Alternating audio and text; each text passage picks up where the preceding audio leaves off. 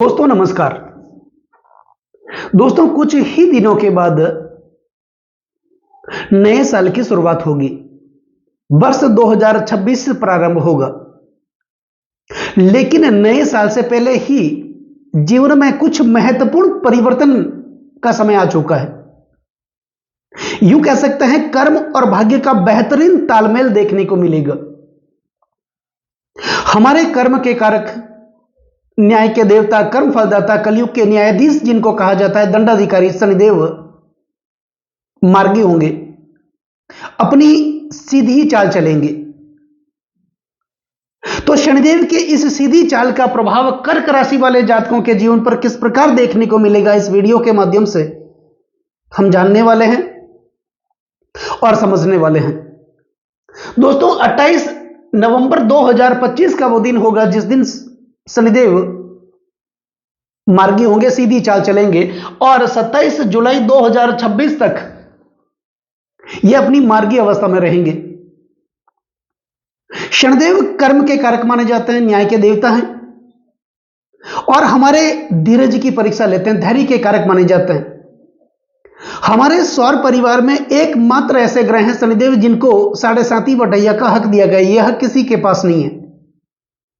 शनिदेव जांचते हैं, परखते हैं, गिराते हैं, दबाते हैं, तपाते हैं और तपाने के बाद एक साधारण से कोयले को भी धीरे धीरे हीरे में बदलने का सामर्थ्य अपने पास रखते हैं। कर्क राशि वाले जातकों के लिए शनिदेव की डैया चल रही थी।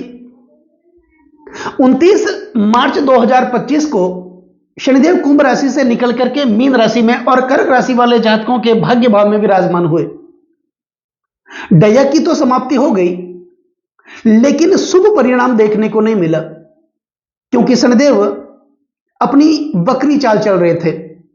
जब वो भाग्य स्थान में आए तो जब भी कोई ग्रह वक्री होता है वो एक भाव पीछे का फल देता है, यानी वो अष्टम भाव का फल दे रहे थे। अष्टम भाव पीड़ाओं का माना जाता है, दुखों का माना जाता है, तकलीफों को माना जाता है, समस्याओं का माना जाता है, क्योंकि इस भाव को मारक भाव कहा जाता है। लग्न से अष्टम होने के कारण ये मारक भाव है। तो मारक भाव में कोई भी ग्रह बैठकर के दुखों का कारण बनते हैं, समस्याओं का कारण बनते हैं। और वैसे भी शनिदेव एक राशि में सबसे ज्यादा 2.5 साल तक विराजमान रहते हैं और हमारे धीरज के कारक हैं। दुनियादारी का अनुभव करवाते हैं, दुनिया में कौन अपने हैं कौन पर है इसका अनुभव भी शनिदेव करवाते हैं। धीरज, धर्म, मित्र, अरुणारी, आपद काल पर के यही चारी, यानी विपत्ति में ही तो हमें पता चलता है कि इस दुनिया में कौन अपने हैं और कौन पर है। विपत्ति में ही पता चलता है कि हम धर्म के साथ कितनी दृढ़ता से खड़े हैं और विपत्ति में ही पता चलता है कि हमारी पत्नी की, पति की चरित्रता असली है या नकली। तो शनि की ढैया हो या 7.5, इस समय काल में शनिदेव व्यक्ति को इसका अनुभव भी करवाते हैं। जब शनिदेव की ढैया चल रही थी तो कर्क राशि वाले जातक आगे बढ़ने की कोशिश तो कर रहे थे, लेकिन लगातार पीछे चले जा रहे थे। सुख दुख में जिनका साथ दे रहे थे, जब आपकी बारी आई तो वही लोग आपका साथ छोड़ करके चले गए। परिवार से दूर रहना पड़ा, अकेलेपन की समस्याएं आपको सताती रही, कर्ज के बोझ तले लगातार दबते रहे, कर्जों की समस्याएं बनी रही, छोटी मोटी बीमारियां परेशान कर रही थी। तो बहुत सारी परेशानियां कर्क राशि वाले जातकों ने पिछले कई सालों में इसका फेस किया, देखा होगा, क्योंकि शनिदेव एक तो अष्टम भाव में चल रहे थे। अब अष्टम भाव से 29 मार्च 2025 को ये भाग्य स्थान में भी चले गए, लेकिन वो वक्री चल रहे थे। लेकिन 28 नवंबर 2025 को शनिदेव मार्गी होंगे, अपनी सीधी चाल चलेंगे। तो जितनी भी सारी समस्याएं थी आपके जीवन में, उस समस्याओं से बाहर निकाल करके आपके जीवन में हर्षोल्लास की उन्नति शनिदेव आपके लिए करने वाले हैं। दोस्तों शनिदेव आपके भाग्य भाव में मार्गी हो रहे हैं और सबसे बड़ी बात, आपके लग्न भाव में देवगुरु बृहस्पति अपनी उच्च राशि कर्क राशि में चल रहे हैं और बृहस्पति भाग्य के कारक माने जाते हैं, धर्म अध्यात्म के कारक माने जाते हैं। तो आपके लग्न भाव में, आपकी राशि में बृहस्पति चल रहे हैं जो कि भाग्य के कारक हैं, और शनिदेव कर्म के कारक, वो आपके भाग्य भाव में चल रहे हैं। तो कितनी सुंदर स्थिति आपके जीवन में इस समय काल में, जब तक शनिदेव मार्गी रहेंगे तब तक देखने को मिलेगा। कुल मिलाकर के यहां से भाग्य का साथ आपको मिलेगा। जितनी भी समस्याएं आ रही थी उस समस्याओं से आपको मुक्ति देंगे।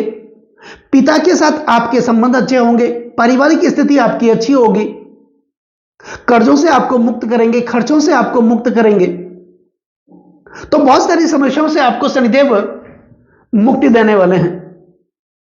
भाइयों के साथ अलगाव बना हुआ था, बहनों के साथ अलगाव बना हुआ था, पैतृक संपत्ति में विवाद चल रहा था, कोर्ट कचहरियों के आप चक्कर काट रहे थे, कर्ज के बोझ तले लगातार दबे चले जा रहे थे, तो इससे आपको राहत देने वाले हैं शनिदेव। तो कुल मिलाकर के कर्क राशि वाले जातकों के लिए शनिदेव का ये जो परिवर्तन, शनिदेव मार्गी होंगे, ये जो समय काल है 28 नवंबर 2025 से लेकर 27 जुलाई 2025 तक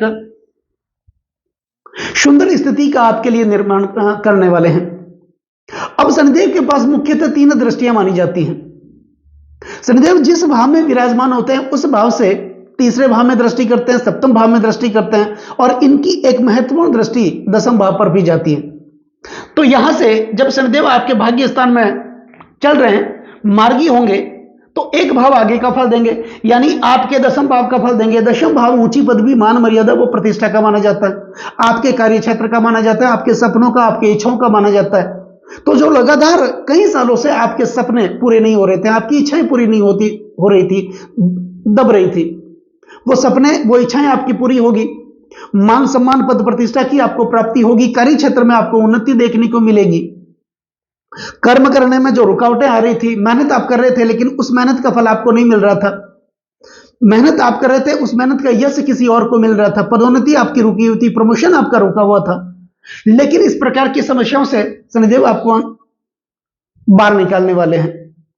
तो कुल मिलाकर के यह स्थिति बहुत बढ़िया है आपके लिए। अब शनिदेव की तीसरी दृष्टि आपके लाभ भाव पर होगी।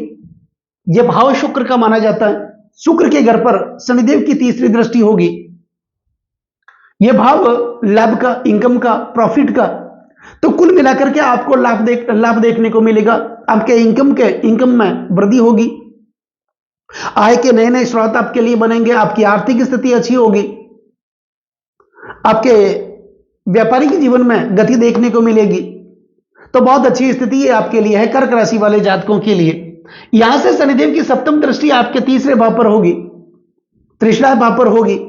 तीसरा भाव ग्लैमर का माना जाता है, सोशल मीडिया का माना जाता है, भाई बहनों का माना जाता है, निर्णय लेने का माना जाता है। तो सही समय पर सही लिया गया निर्णय हमारे पूरे भाग्य को बदल देता है। और शनिदेव की सीधी दृष्टि होगी तीसरे भाव पर, सप्तम दृष्टि। तो जो लोग ग्लैमर के क्षेत्र से जुड़े हैं उनके लिए तो यह स्थिति बहुत बढ़िया है। जो लोग फेसबुक से, इंस्टाग्राम से, यूट्यूब से अर्निंग करना चाहते हैं या उसमें जाना चाहते हैं, मेहनत करना चाहते हैं, उनके लिए भी शनि की ये चाल, मार्गी चाल बहुत अच्छी रहने वाली है। पारिवारिक सुखों की वृद्धि आपके जीवन में देखने को मिलेगी, निर्णय शक्ति आपकी बढ़ेगी। तो यह स्थिति है। अब शनिदेव की दसम दृष्टि होगी आपके छठे भाव पर। छठा भाव रोग, ऋण और शत्रु का माना जाता है। रोगों से आपको मुक्ति मिलेगी। आपके खिलाफ कोई षड्यंत्र हो रहा था, आपकी तरक्की से कोई जल रहा था, आपकी आलोचना कर रहा था, मेहनत आप कर रहे थे लेकिन आपको नीचे गिराने की कोशिश लोग कर रहे थे, तो इस प्रकार की समस्याएं भी आपके जीवन में बनी हुई थी, वो समस्याओं से शनिदेव आपको मुक्त करने वाले हैं। तो कुल मिलाकर के ऐसा कहा जा सकता है कि शनिदेव 28 नवंबर 2025 को मार्गी होंगे और 27 जुलाई 2026 तक, जब तक अपनी मार्गी अवस्था में रहेंगे और कर्क राशि वाले जातकों के नवम भाव में, भाग्य भाव में रहेंगे। देवगुरु बृहस्पति की राशि मीन राशि में और बृहस्पति आपके लग्न भाव में अपनी उच्च राशि कर्क राशि में रहेंगे। तो ये जो संयोग है आपके जीवन में, ये सुंदर स्थिति का निर्माण करने वाले हैं। तो कुल मिलाकर के ये कहा जा सकता है कि कर्म और भाग्य का बेहतरीन तालमेल आपके जीवन में देखने को मिलेगा। अब बात करते हैं कुछ महत्वपूर्ण उपायों की। तो उपाय में 2 उपाय आपको करना है, एक तो शनिदेव का और देवगुरु बृहस्पति का उपाय आपको करना है, क्योंकि बृहस्पति तो अपनी वक्री चाल में 11 नवंबर को ये वक्र हो गए थे, तो एक भाव पीछे का फल ये दे ही रहे हैं और देंगे भी, लेकिन शनिदेव एक भाव आगे का फल देंगे और शनिदेव मार्गी हो रहे हैं, तो अच्छी स्थिति है। तो उपाय में शनिदेव के पौराणिक मंत्रों का उच्चारण करें, शनिदेव के तांत्रिक मंत्रों का उच्चारण करें, शनिदेव के गायत्री मंत्रों का उच्चारण करें। ओम नीला जन्म समाभासम रवि पुत्रम यमाग्रजम छाया मार्तंड संभूतम तम नमामि शनिचरम, इस मंत्र का आप नियमित उच्चारण करें। शनिवार के दिन बजरंगबली के मंदिर में जाएं, दर्शन करें। हो सकता है तो हनुमान चालीसा का पाठ अपने मुख से आप करना चाहते हैं तो कर सकते हैं, बहुत अच्छी स्थिति रहेगी। और शनिदेव के गायत्री मंत्र ओम कृष्णागाय विद्महे रवि पुत्र धीमहि तन्नो शनि प्रचोदयात्, इस मंत्र का उच्चारण आप करें। और गुरुवार का व्रत अगर आप करना चाहते हैं तो आप करें। जब भी शुभ कार्य के लिए, मांगलिक कार्य के लिए आप अपने घर से निकलते हैं, चंदन व केसर का तिलक अपने ललाट पर जरूर लगाएं, तो इन दोनों ग्रहों की कृपा आपके जीवन पर बनी रहेगी।